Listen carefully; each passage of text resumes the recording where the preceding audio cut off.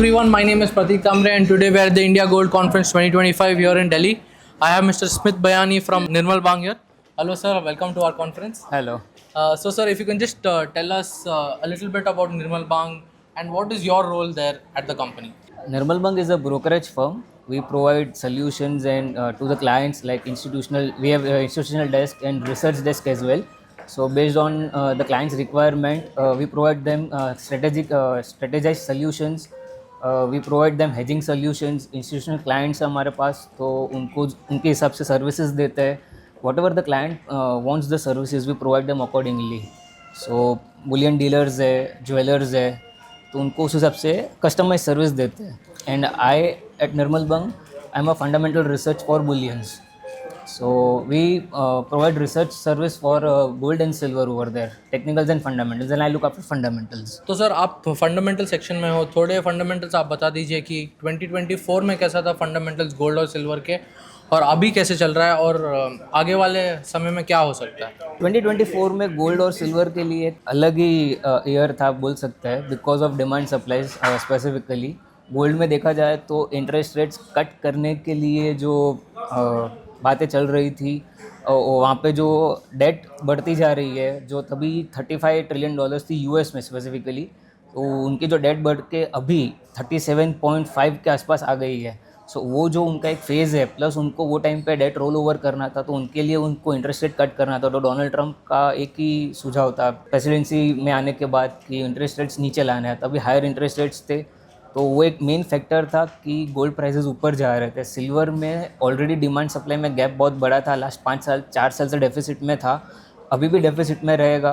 उसका भी जो फंडामेंटली जो सप्लाई साइड और डिमांड साइड का स्टोरी था, तो उसकी वजह से gold and silver were very bullish, अच्छा रिटर्न्स दिया है पूरे साल में. और सेम इन 2025 गोल्ड में देखा जाए तो इंटरेस्ट रेट कट करने के लिए, वो स्पेसिफिक सिचुएशन सिनेरियो के लिए अभी प्राइजेस बढ़ गए. फ्रॉम लास्ट जब भी देखा था $3,000 था by the start of the year, 2800 to $3,000 था. अभी $37 ऑलमोस्ट टच कर $3,700 ऑलमोस्ट टच कर दिया है. सो आगे भी टारगेट हमारा भी यही है गोल्ड में कि 3800, एक बार 3800 4000 तक भी टच करेगा. फिर उसके बाद रिव्यू करना पड़ेगा कि वहाँ पे सिनेरियो कैसा चल रहा है, क्या सिनेरियो वहाँ पे और बिगड़ रहा है या अच्छा चल रहा है. तो बेस्ड ऑन दैट फ़िलहाल तो लग रहा है कि 3800 जो भी बहुत दूर भी नहीं है गोल्ड के लिए, $3800 कॉमेक्स पे या 4000 भी पहुँच सकता है. अगर सिनेरियो ऐसा ही रहा, डेट उनका रोल ओवर नहीं होता, डेट बढ़ते ही जाता है, वहाँ पे क्राइसिस होने ही वाले, इन्फ्लेशन बढ़ने वाले टैरिफ्स की वजह से, तो $4500 जो सब लोग बोल रहे वो भी दूर नहीं रहेगा बेसिकली.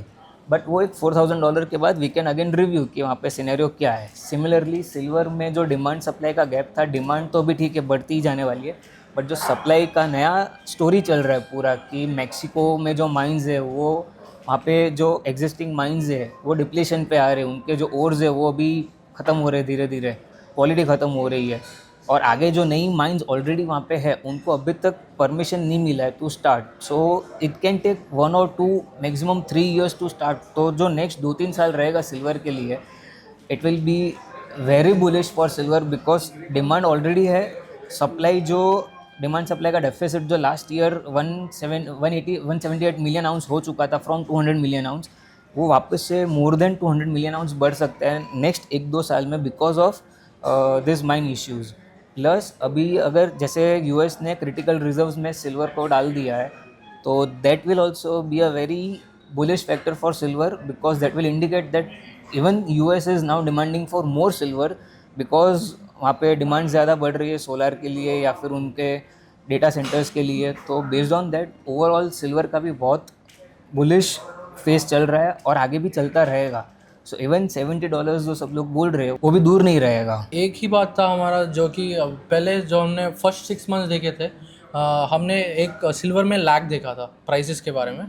अभी वो लैग डिमिनिश हो गया है या अभी भी सिल्वर गोल्ड के हिसाब से लैग कर रहा है? सिल्वर गोल्ड के हिसाब से अभी थोड़ा कम लैग कर रहा है, ऐसा मेरा मानना है, बिकॉज सिल्वर ने वो पेस पकड़ा है. मोर देन $40 का जो लेवल था 38-40 का, वो ब्रेक कर दिया. सस्टेनिंग दैट लेवल 44, 48, $50 आ जाएगा, उसमें कोई प्रॉब्लम नहीं है. तो वो धीरे धीरे वो जो लैगिंग फैक्टर था वो कम हो रहा है. अभी तक कैचअप नहीं किया, कम हो रहा है, बट आगे और कम हो सकता है, ऐसा मुझे लग रहा है.